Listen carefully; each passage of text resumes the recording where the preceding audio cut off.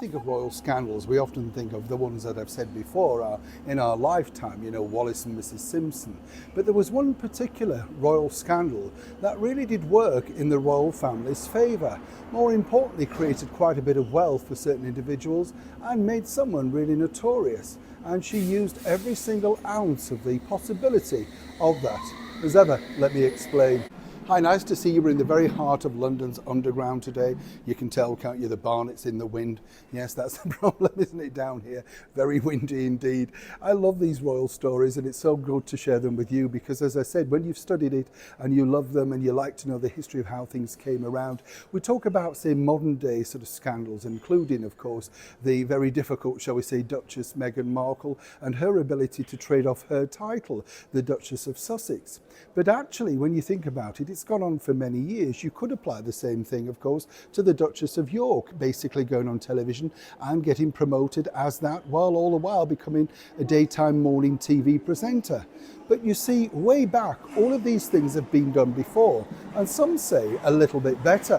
You see, Lillie Langtry wasn't just a royal beauty and indeed a royal mistress. She knew exactly how to, shall we say, fan the flames of the media of the day. She was good friends with the celebrated novelist and repartee wit, Oscar Wilde, and they frequently dined together, creating quite a lot of controversy, simply because he was who he was and she was who she was. She traded on the fact that openly she was the mistress of the Prince of Wales. Must have been incredibly upsetting for the wife of the Princess of Wales, you know, just think about it, how unnice must that have been, you know, to see this woman being paraded across the media. But of course Lillie Langtry didn't care. She was a woman ahead of her time and wanted what she wanted, and mainly she got it, including this. Now, what's so special about this? The thing is with Lillie Langtry, she wasn't an actress as such. She decided to take to the stage simply because she was short of money at that particular point, and her good chum, Oscar Wilde, suggested that she made her debut here at the Theatre Royal in the Haymarket, a glittering success because people wanted to see in the flesh the mistress of the Prince of Wales. She would be like an early influencer. Very quickly, big deals came through, including this one for Pears soap. Now, the idea really was, you know, if it was good enough for Lillie Langtry, it was good enough for every woman.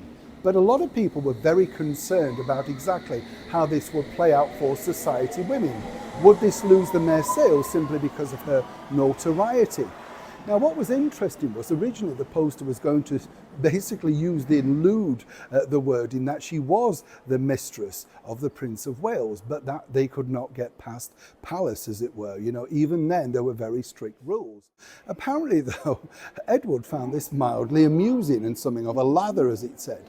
So basically how they got round it was they said, well, okay, we'll still go ahead with this, but the palace suggested, and this may have come, of course, from the Prince of Wales, later King Edward, well, I'll allow the fact that you will use this particular person, and yes, you know, everybody's going to associate your brand with me, but now you have to make a substantial donation every single year to the charities of my choice.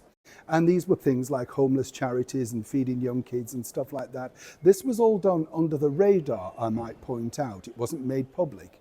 So that's the reason, truly, why Lillie Langtry was able to become a Pears soap girl.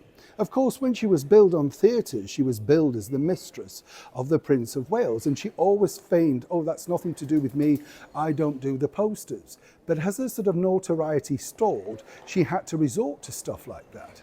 Now, she remained very much in the enclave, as it were, of the Prince of Wales, even invited to his coronation at his insistence, and she even attended his funeral. So close were they.